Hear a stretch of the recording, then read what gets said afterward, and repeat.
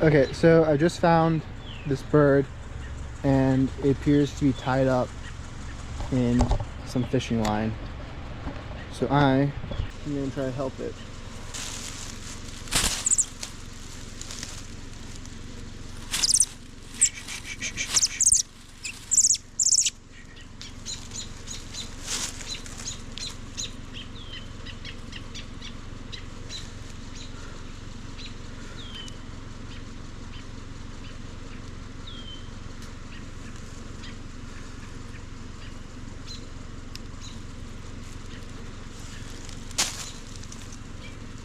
Oh, there's more. Okay. Let's go here.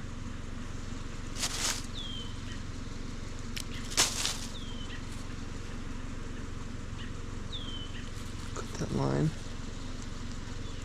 No, no.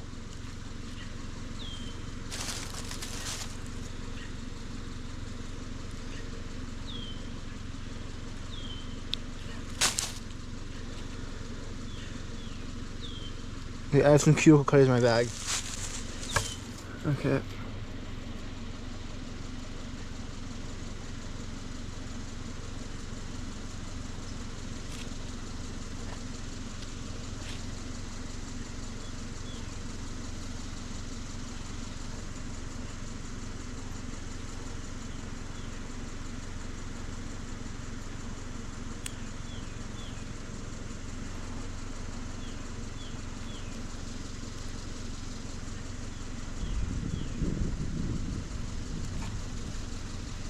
Look at that. Looks all fine. And that is why you really need to take care of your fishing line and not leave it. You ready? Actually, no, I'm not going to toss her up in case she has trouble flying. I'm going to place her down.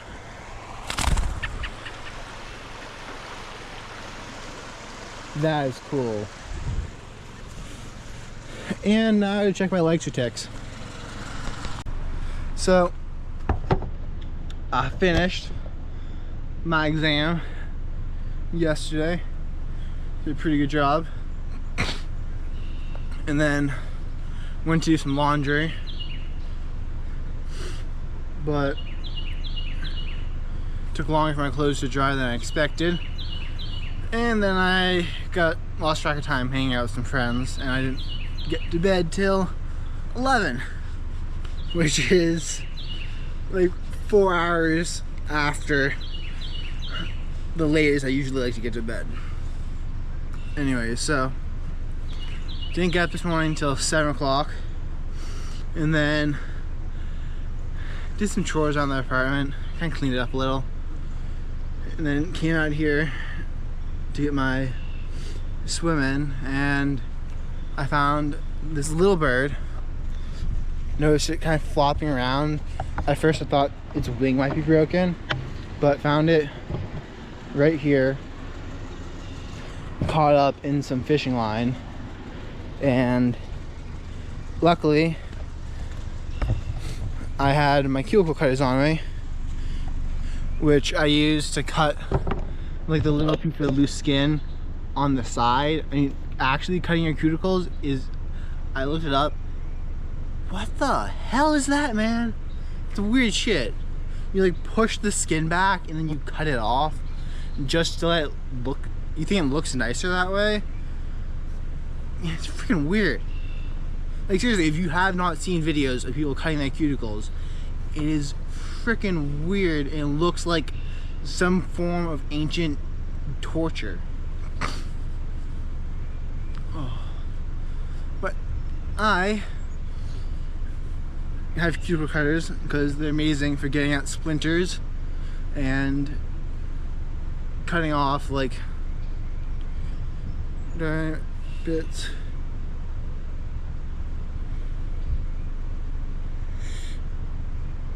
No, I don't have anything on my fingers right now, but I mean, right here on the side of your fingers, you sometimes have like a little thing of loose skin that is really painful if it's touched, and that's why I use cuticle cutters for cutting off.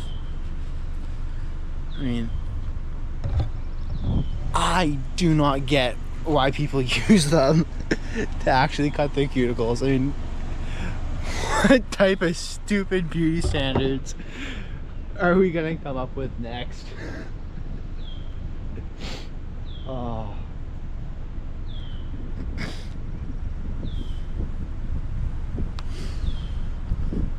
I'm sure some people say, says the guy jumping in freezing ass water every day for mental toughness. And yeah, says the guy jumping in freezing water every day for mental toughness.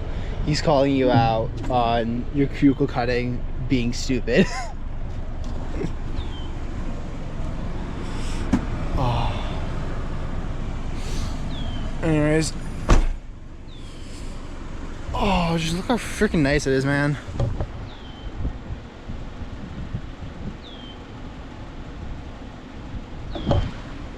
So damn beautiful.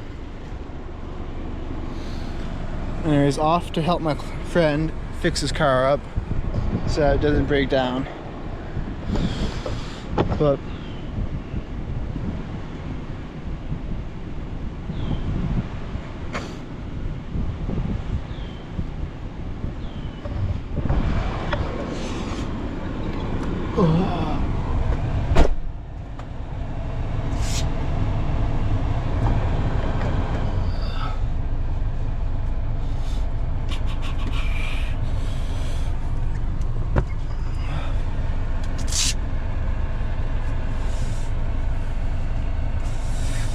I mean, one thing I did notice is I didn't put my hands above the water or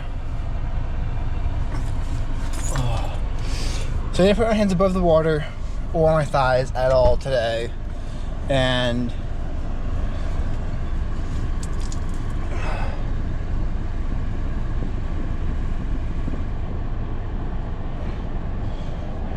okay, so as I was saying,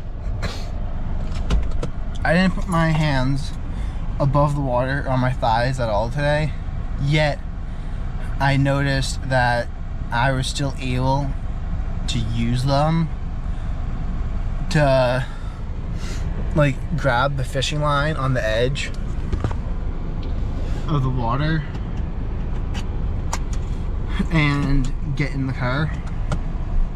And I wonder if that's improved circulation due to me being able, like just me doing this a lot and my body getting used to it, or if the idea that I can't move my fingers because of how cold they are is just a disconnect between my brain and my body, and that I'm still able to actually move my fingers even if I'm not able to get feedback back to my brain from them due to how cold it is.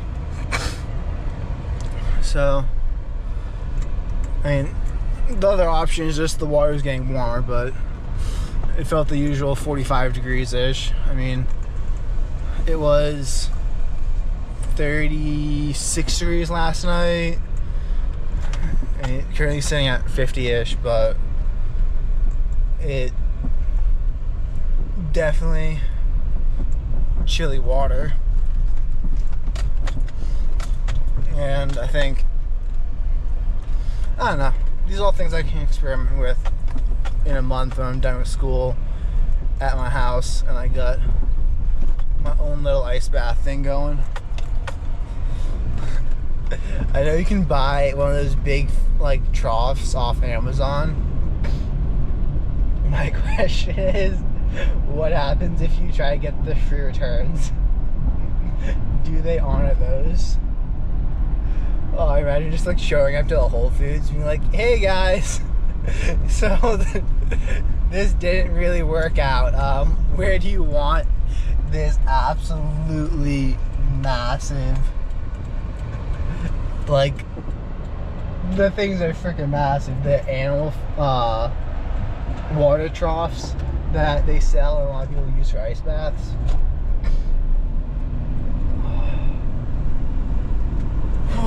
Anyways, this whole thing,